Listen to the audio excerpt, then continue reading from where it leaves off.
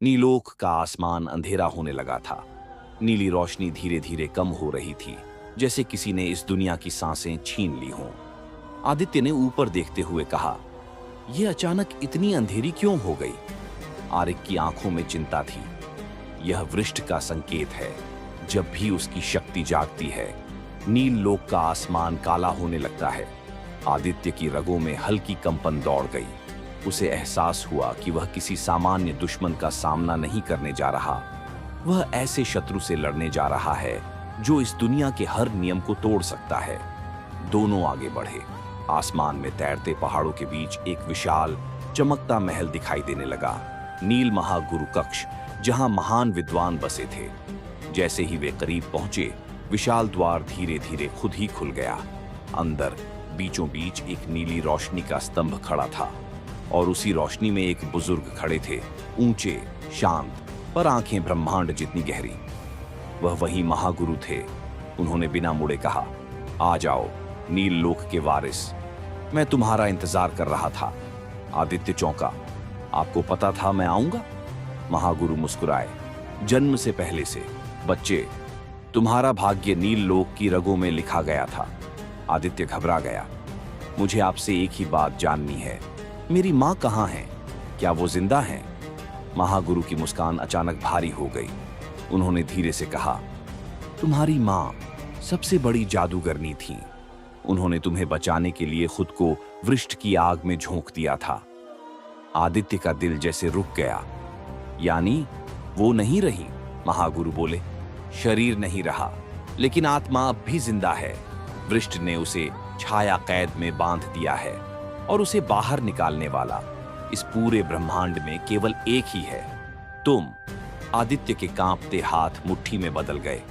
उसकी आंखों में पहली बार डर नहीं, भय से ज्यादा गुस्सा था। आरिक बोला, महागुरु, हमें क्या करना होगा? महागुरु आगे बढ़े और आदित्य के हाथ पर अपना हाथ रखा। अचानक आदित्य पूरी तरह नीली रोशनी में डूब गया।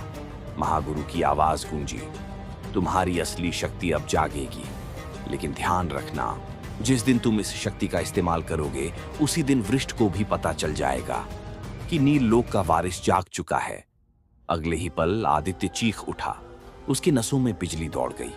उसकी आंखें अचानक चमकने लगीं। पहले हल्की नीली, फिर गहरे नीले, फिर सफेद। आरिक डर गया। महागुरु, ये क्या हो रहा है?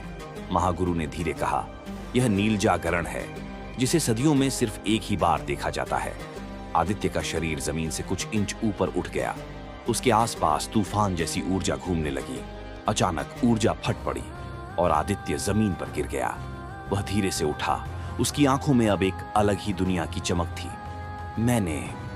मैंने कुछ महसूस किया।